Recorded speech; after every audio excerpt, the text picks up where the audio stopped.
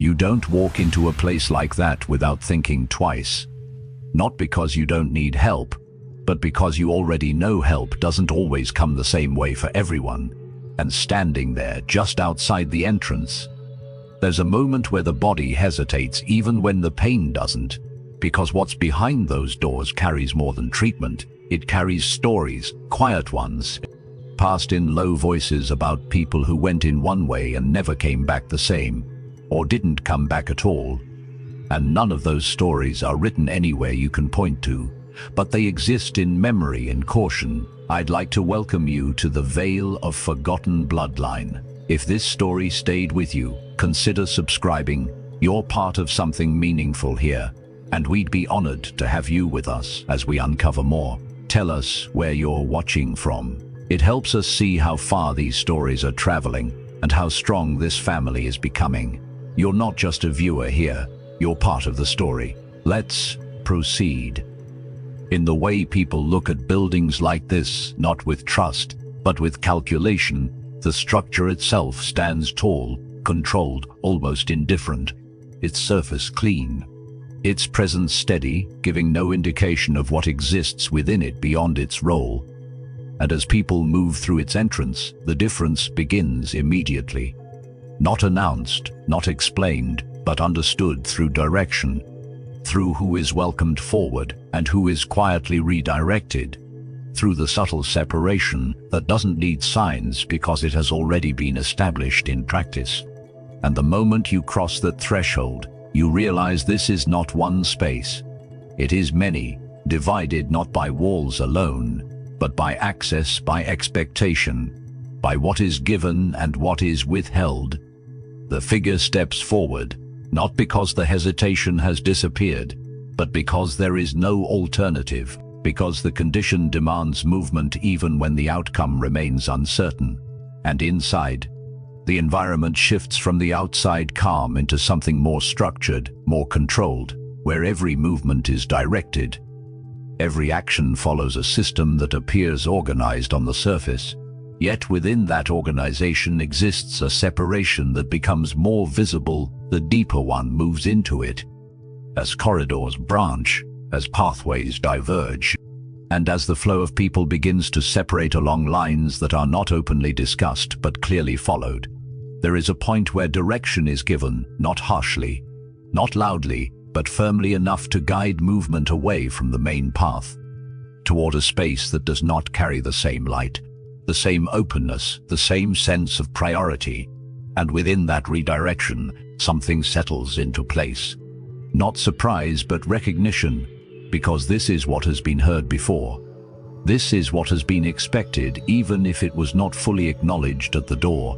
The transition is not dramatic, it is gradual, almost quiet, as the brightness of the main corridors fades into something dimmer, as the sounds shift from organized activity to something more contained, more distant, and as the environment itself begins to feel different, not entirely neglected, but clearly not the focus, not the center, existing on the edges of the system rather than within its core. The walls carry signs of use that extend beyond routine. The equipment present but not always current, the space functional but not fully supported. And within this environment, those who move through it do so with an understanding that this is where care will be given, but not necessarily in the same way it is given elsewhere. The figure is guided into position, into a bed, into a space that is both part of the system and separate from it. And from this position, the observation begins, not actively at first, but through exposure, through the simple act of being present long enough to notice the differences, the delays, the way attention is distributed, the way urgency shifts depending on where one is located. And within these observations, the initial hesitation that existed outside the building begins to take form, not as fear alone, but as awareness, as confirmation that what was known before entering was not unfounded. Time begins to move differently within this space, not measured by clocks but by waiting, by the length between interactions, by the moments where nothing happens and the awareness of that nothing grows heavier. Because waiting in a place like this is not neutral, it carries implication, it raises questions that do not always have answers. And within that waiting, the figure begins to understand that being here is not only about the condition that brought them in, but about navigating a system that does not operate equally within all its parts. Others are present, some already settled into the rhythm of the space, others newly arrived, each carrying their own version of the same uncertainty, and within their presence there is a quiet recognition, a shared understanding that does not need to be spoken, because it is reflected in the environment itself, in the way people watch, in the way they respond to each movement around them, measuring not only what is happening but what is not. The staff move through the space with purpose, but that purpose is shaped by the limitations they operate under, by the resources available, by the structure that defines what can be done and when, and within that structure, their actions carry both effort and constraint, as they provide care within conditions that do not fully support them, creating a dynamic where intention exists, but is not always matched by capacity. And within that dynamic, the outcome remains uncertain. The figure lies within this system now, no longer outside observing, but inside experiencing, and the initial decision to enter has already been made, the threshold crossed, the separation understood, and what remains is the process itself, the unfolding of events that will determine what happens next, without guarantee, without clear indication of how this experience will conclude. And as the scene settles into this moment, where the entry has been completed and the reality of the space begins to reveal itself fully, one realization forms with quiet weight. Coming here was never just about seeking treatment. It was about stepping into a system where the outcome is influenced by more than illness alone. And once inside, the difference between help and risk is no longer theoretical. It becomes something lived, something felt, something that cannot be ignored as the hours begin to pass and the uncertainty remains. It doesn't take long before the differences stop being subtle and start becoming patterns. The kind that repeat often enough that they no longer feel like coincidence, but something built into the structure itself. Because once you've been there long enough, you begin to see how the system moves, not just around you but through you, shaping every step of the experience in ways that don't need to be explained to be understood. As the space itself begins to define what kind of care is possible within it, the room holds more than bodies. It holds waiting, layered and constant, stretching across every corner, settling into every pause between actions. Because here, time doesn't move forward in a straight line, it stalls. It slows, it circles back on itself, and in that slowing, something becomes clear. Attention is not distributed equally. Urgency is not applied consistently, and what happens in one part of the building does not always reach this part in the same way. The walls feel closer here, not physically, but in presence, in the way they seem to contain more than they reveal, holding within them the weight of repeated moments that have unfolded in similar ways as beds are filled and emptied, as voices rise and fall, as outcomes occur without always being fully explained. And within this cycle, the environment itself begins to feel less like a place of recovery and more like a space of uncertainty, where what happens is influenced as much by the conditions as by the care itself. Equipment sits nearby, functional but not always reliable, present but not always sufficient.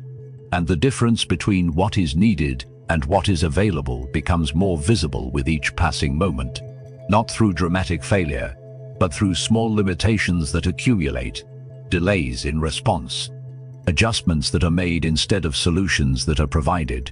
And within those adjustments, the understanding grows that this is a system operating within constraint, not fully equipped to meet every need that enters it. The staff move through the room with intention, but their presence is stretched, divided across too many demands, and while their effort is visible, so is the limitation placed upon it as they navigate a space where resources are not aligned with necessity, where decisions must be made about who receives attention first, who must wait, who can be stabilized, and who must endure longer. And within those decisions, the structure of the system reveals itself more clearly, not as random, but as shaped by priorities that do not always favor those within this space. The figure watches, not actively seeking these patterns, but unable to ignore them once they begin to emerge, as moments of care are followed by longer moments of absence, as questions are answered partially or delayed entirely, and as the flow of information becomes uneven, leaving gaps that are filled with assumption rather than clarity. And within those gaps, uncertainty expands, not only about what is happening, but about what might happen next. Others in the room exist within their own versions of this experience, each navigating the same structure from a different position, yet all connected by the environment that surrounds them, by the conditions that shape their outcomes, and within their presence there is a shared awareness, not spoken directly, but visible in the way they respond to each delay, each shift, each moment where something expected does not occur, because the expectation itself has begun to change, adjusting downward, adapting to what is repeatedly experienced. The atmosphere carries tension that is not constant in intensity but persistent in presence, rising in moments where the system is tested, where the limitations become more pronounced, where the difference between what could be done and what is being done becomes impossible to ignore. And in those moments, the line between treatment and risk begins to blur, not because care is absent, but because the conditions under which it is provided introduce variables that cannot be fully controlled. The figure feels this shift, not as a sudden realization, but as a gradual understanding, building through observation, through experience, through the accumulation of moments that reveal how this space operates. And within that understanding, the initial hesitation that existed outside the building transforms into something more defined, more grounded in reality. Because what was once a concern is now an experience unfolding in real time, the structure of the hospital continues beyond this space, functioning at levels that may not reflect what is happening here. But within this section, the system operates differently, not entirely separate, but clearly not aligned with the same standards. And that difference shapes everything that occurs within it, from the timing of care to the availability of resources to the outcomes that follow. As the hours pass, the rhythm of the room becomes more familiar, yet no less uncertain, because familiarity does not bring comfort here, it brings recognition. And recognition brings awareness of what is consistent, what is repeated, what is unlikely to change within the current conditions. And within that awareness, the experience settles into a reality that cannot be dismissed or overlooked. And as the scene holds within this space, where the environment itself has begun to reveal its structure, where the patterns of care and limitation have become visible, where the difference between expectation and reality has been fully exposed, one realization takes shape with quiet clarity. Being here means existing within a system that does not operate the same for everyone, and within that difference lies a risk that cannot be separated from the treatment itself. Because in this place, the two are bound together, influencing each other in ways that determine what happens next. There comes a moment when the waiting stops feeling like time passing and starts feeling like something else entirely, like a threshold that has been crossed without anyone announcing it, where the condition that brought the figure into this place begins to shift under the weight of delay, of limitation, of decisions that are made not always at the bedside but somewhere within the structure of the system itself. And in that moment, the understanding changes, because what is unfolding is no longer just about endurance. It is about outcome, about whether the system can respond in time, in full, in the way that is required. The signs are not always immediate. They do not arrive with clarity, but they build slowly at first, then with increasing presence, as discomfort deepens, as the body begins to react not only to the condition, but to the time that has passed without resolution. And within that reaction, there is a shift in urgency, one that is felt by the figure before it is fully recognized by those moving through the space. Because within this environment, urgency is not always aligned. It moves differently depending on where one is positioned within the system.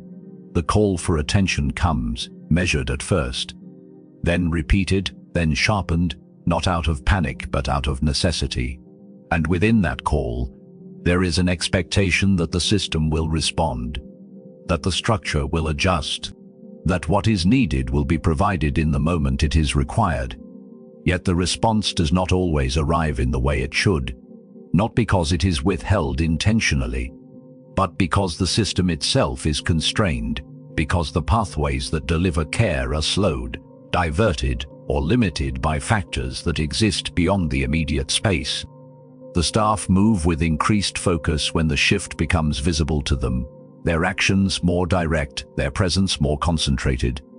But even within that response, the limitations remain, as resources must be gathered, as decisions must be made within boundaries that do not allow for full flexibility.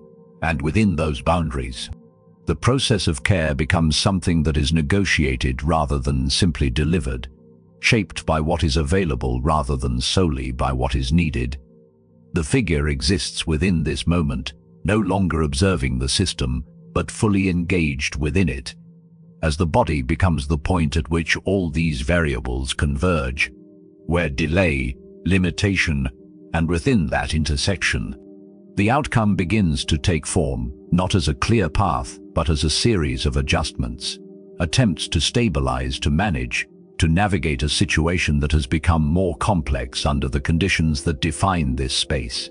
Others in the room become aware of the shift, their attention drawn not only by the visible change, but by the recognition of what it represents. Because this is not an isolated moment, it is part of a pattern that has been seen before, where the balance between condition and care becomes unstable, where the difference between timely intervention and delayed response begins to matter in ways that cannot be reversed once a certain point is reached. The atmosphere tightens, not through noise but through focus. As every movement gains significance, as every second carries weight, and within that tension, the environment itself feels altered.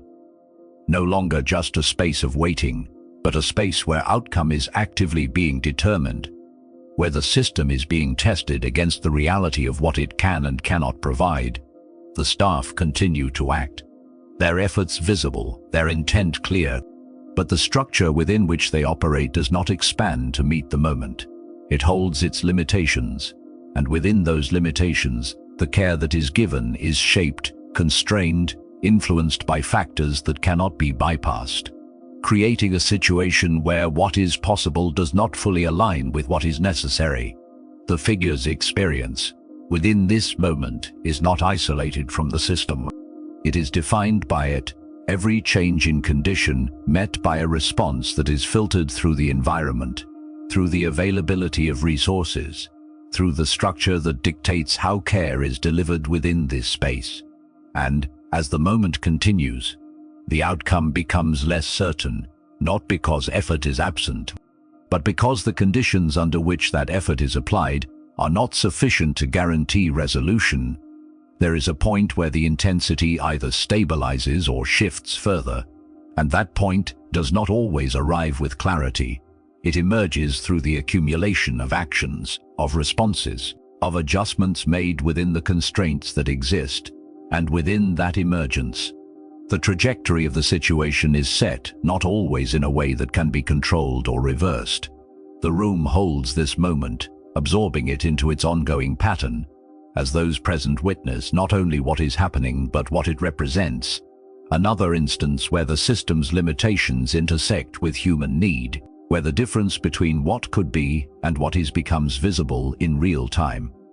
And as the scene settles within this critical phase, where the waiting has transformed into consequence, where the system is no longer distant but directly shaping the outcome, where the line between treatment and risk has fully blurred, one realization stands with undeniable weight. In this space, survival is not determined by condition alone. It is determined by the system itself, by how it responds, by what it provides, and by what it cannot. And once that moment arrives, there is no separation between the care being given and the risk it carries, because here they exist as one. What follows does not arrive with clarity. It settles in gradually, in the space left behind after the intensity has passed, where the movement of the room continues, but something within it has shifted. Because once a moment like that unfolds, it does not simply end, it lingers. It carries forward into what comes next, shaping how everything is understood. And within that aftermath, the question is not only what happened, but how it will be recorded, how it will be explained, and whether the full weight of the moment will exist anywhere beyond the memory of those who were present. The system begins its process, not the visible one of care, but the structured one of documentation, where events are translated into language, into entries, into records that must fit within predefined categories. And within that translation, complexity is reduced, details are streamlined, and what occurred within the layered reality of the moment is condensed into something that can be filed, something that can be stored, something that aligns with the format rather than the full experience. The figure, now no longer at the center of action, becomes part of this process, their experience moving from lived reality into recorded outcome. And within that movement, there is a shift in perspective, because what was once immediate, urgent, filled with uncertainty, is now positioned within a framework that seeks to define it in clear terms, often without capturing the conditions that shaped it, without fully accounting for the delays, the limitations, the constraints that influenced every step along the way. Those who remain in the room carry the memory differently, not as structured entries, but as fragments, as moments that stand out with clarity, the pauses, the reactions, the sequence of events that unfolded in real time. And within those memories, the gap between what was experienced and what is recorded begins to take shape, because what they witnessed does not always align with what will be written, what will be passed forward as the official account. The staff move through their responsibilities with the same structure that guided their actions before, completing the necessary steps, ensuring that the process is followed, that the outcome is documented, that the system continues to function as it is designed to. And within this continuation, the individual moment becomes part of a larger pattern, one that repeats across time, across spaces like this, where outcomes are shaped by conditions that are not always visible within the final record. The family, if present or later informed, receives the outcome not as a full narrative, but as a conclusion, an explanation that may carry elements of truth, yet does not fully reflect the environment in which the events unfolded. And within that explanation, there is often a sense of incompleteness, a recognition that something is missing, though it cannot always be identified or articulated clearly, because the details that would provide clarity are not always accessible, not always included, not always preserved. The system does not pause for reflection. It moves forward, continuing to process new arrivals, new conditions, new moments that will unfold within the same structure. And within this continuity, the previous event becomes part of the background, not forgotten, but integrated into the ongoing function in a way that does not disrupt its operation. Patterns begin to emerge when these moments are considered collectively, not always visible within a single instance, but clearer over time, as similar outcomes occur under similar conditions, as records reflect conclusions without fully capturing context, and as the gap between experience and documentation remains consistent, suggesting that what is being recorded is only part of the reality that exists within these spaces. The figure's story, like others before and after, exists within this gap, partially visible through records, more fully understood through memory, yet never entirely complete in a single form. And within that incompleteness lies the difficulty of tracing what has truly occurred, of identifying how many outcomes have followed similar paths, how many have been influenced by the same conditions, without being fully acknowledged as such. The room continues to hold these stories in its own way, not through written record, but through repetition, through the ongoing presence of similar moments that unfold within it, creating a continuity that exists beneath the surface of formal documentation, a continuity that can be felt, observed, recognized by those who spend enough time within it. And as the scene settles into this phase, where the immediate intensity has passed, and the process of recording has taken over, one realization becomes clear. What is written does not always capture what was lived, and within that difference lies a space where truth is not entirely lost, but not fully preserved either, existing between memory and record, shaped by both yet contained completely by neither. What remains does not sit in one place. It spreads across time, across memory, across the quiet understanding that forms when moments like these are not isolated, but repeated, because the story does not end within the walls of that room. It carries outward into the lives of those who witnessed it, into the spaces where it is spoken about in fragments, and into the silence where it is not spoken at all but still felt, shaping how the system is seen, how it is approached, how it is trusted or not trusted moving forward. The building itself continues to stand as it always has, unchanged in its outward form, receiving new arrivals, processing new conditions, operating within the same structure that has defined it. Yet beneath that continuity lies a pattern that is not always visible to those passing through briefly.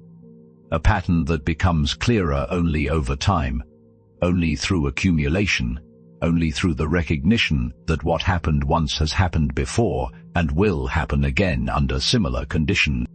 The community surrounding this system carries that recognition in ways that are not always documented, but are deeply embedded, influencing decisions long before a hospital door is reached, shaping hesitation, shaping timing, shaping whether care is sought early or delayed until it cannot be avoided. And within those decisions lies another layer of consequence. Because the system does not only affect outcomes within its walls, it affects behavior outside of them, altering how people interact with it even before they enter. The stories that circulate are not always complete. They do not follow a structured narrative, but they carry enough truth to persist, enough detail to remain credible, enough repetition to form a collective awareness that does not rely on official confirmation because it is reinforced through experience, through observation, through the quiet acknowledgement that something within the system does not function equally for everyone. The records that exist within the system continue to reflect outcomes in their structured form, presenting conclusions that align with the requirements of documentation. Yet, the gaps identified before remain: the absence of full context, the lack of detailed explanation, the reduction of complex moments into simplified entries. And within those records, the broader pattern is difficult to trace, not because it does not exist, but because it is not fully captured in the way information is recorded. Over time, these two forms of understanding, what is recorded and what is remembered, continue to exist alongside each other, not fully intersecting, not fully aligning, creating a dual reality where the official narrative and the lived experience do not always match. And within that space between them lies the unanswered question, the one that cannot be fully resolved through data alone or memory alone. Because it requires both to be seen clearly, the question itself does not disappear. It evolves, becoming less about a single moment and more about the system as a whole, about how many outcomes have followed similar paths, how many stories remain incomplete, how many experiences have been shaped by the same conditions without being fully acknowledged within the structures that record them. And within that evolution, the mystery deepens, not as something abstract, but as something grounded in repeated reality. The present carries this history forward, not always visibly, but in ways that influence perception, policy, and ongoing experience. As the legacy of unequal care continues to shape expectations and outcomes, even as the system changes in form, because the foundation upon which it was built does not shift entirely at once. It carries forward elements of its past, influencing the present in ways that are not always immediately recognized. Those who seek to understand this pattern must look beyond individual stories, beyond isolated records, and consider the accumulation, the repetition, the consistency of certain outcomes under certain conditions, And within that broader view, the shape of the system becomes clearer, not as a collection of separate incidents, but as a structure that has produced similar results over time. And as the scene settles into this final reflection, where the individual experience expands into a wider understanding, where the walls of the hospital give way to the larger system it represents, one realization stands with quiet certainty. Going to the hospital did not always mean you would come back, not only because of the illness that brought you there, but because of the system that determined how you were treated once you arrived. And within that reality lies a question that remains open, not fully answered, not fully recorded, but present nonetheless. How many outcomes were shaped by these conditions, and how many were never fully accounted for within the records that remain?